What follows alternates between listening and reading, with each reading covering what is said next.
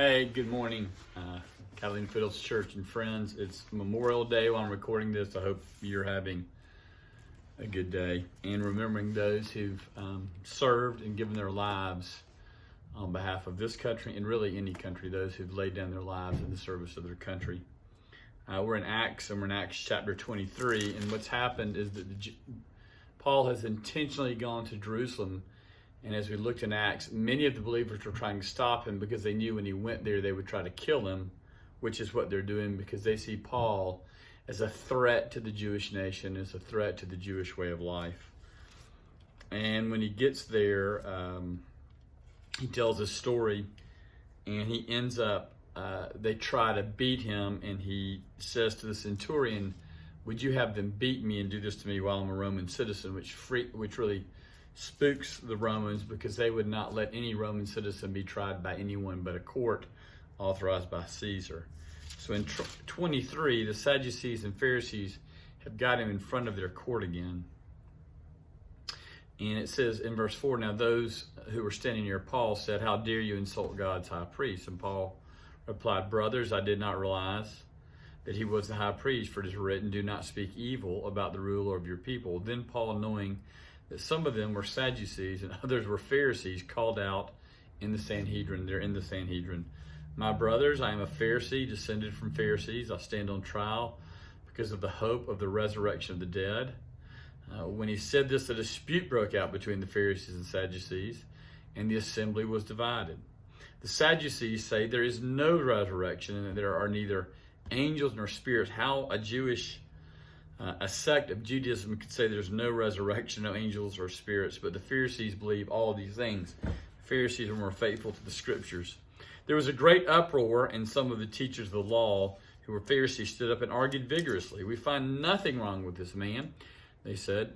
"What if a spirit or an angel has spoken to him?"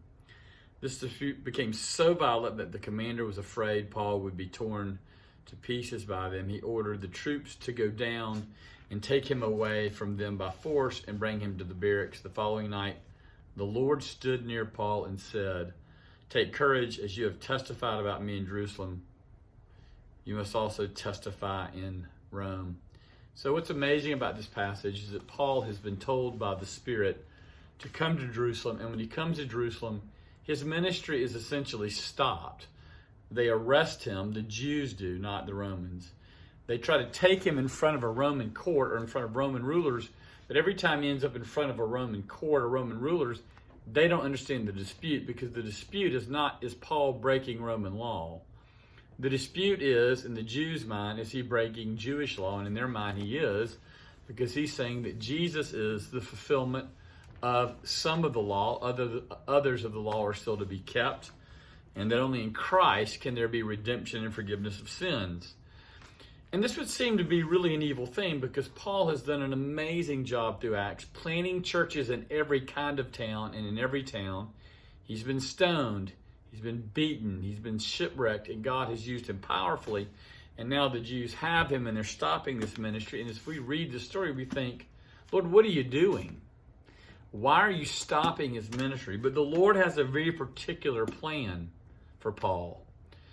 And he realizes that Paul would have had a lot of angst not being able to preach the gospel, not being able to reason with the Jews, not being able to make the case that Jesus is the Christ, the Son of the living God.